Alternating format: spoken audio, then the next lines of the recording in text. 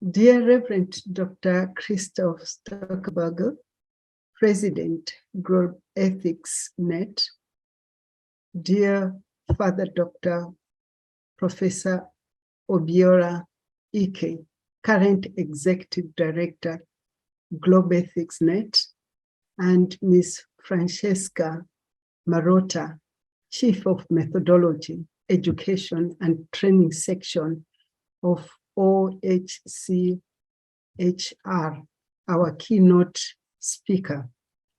Dear all delegates, friends, current and former colleagues, on behalf of the World Council of Churches, we would like to warmly welcome you to the Ecumenical Center, which is hosting this international conference titled Building New Bridges Together, Ethics and Values at the Heart of Quality Education. The World Council of Churches brings together 352 churches representing some 600 million Christians in over 120 countries. The World Council of Churches has worked with Globethics Net from its foundation because we share the same values and ethics. Recently, the World Council of Churches and Globethics Net have collaborated in the publication of the Pilgrimage of Justice and Peace series as a sign of our shared values. These volumes explore theological topics, issues, and relevant regional realities which are related or relevant for this conference. I just want to mention some of the titles. 1, Ecumenical Pilgrimage of Justice and Peace towards an Ecumenical Theology of Companionship. 2, The Africa We Pray For on a Pilgrimage of Justice and Peace. 3, Transformative Spiritualities for the Pilgrimage of Justice and Peace. 4, Her Stories of Transformation, Justice and Peace. 5, Hate Speech and Whiteness, Theological Reflections on the Journey Towards Racial Justice. 7, Our Feet into the Way of Peace, the holistic approaches to peace building in the context of the Pilgrimage of Justice and Peace. And 8, Seek Peace and Pursue It, Reflections on the Pilgrimage of Justice and Peace in Europe.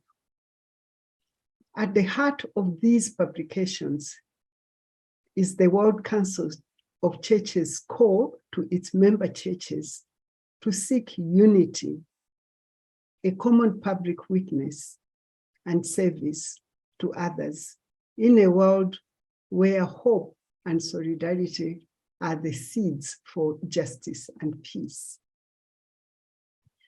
The World Council of Churches works with people of all faiths, seeking reconciliation with the goal of justice, peace, and a more equitable world. Building new bridges together was also at the heart of the WCC theme for its recent 11th assembly, which was Christ's love moves the world to reconciliation and unity.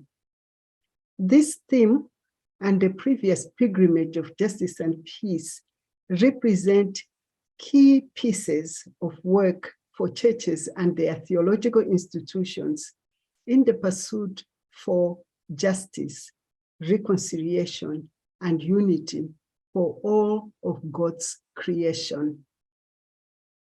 Of relevance to this conference, and among many issues, at the Assembly, we were given the mandate to, 1, come up with an emergency response by the World Council of Churches across all areas of its work to confront the moral and existential crisis of climate change and of ecological and economic injustice.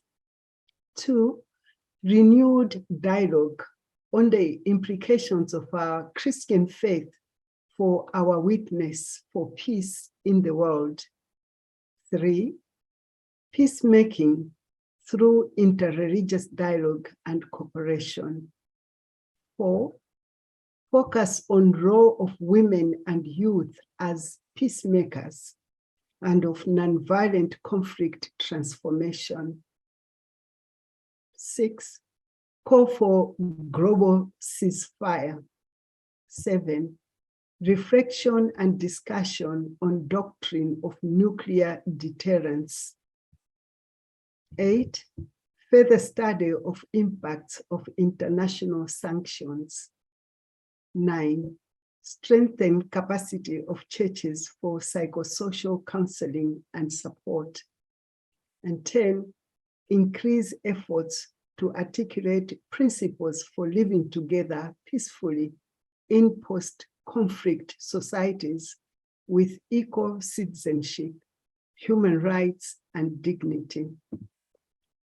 Indeed, the World Council of Churches, sees this international conference as an example of creating a safe space where together we can reflect on ethics and values at the heart of quality education. We look forward to listening to intergenerational stories of hope from around the world.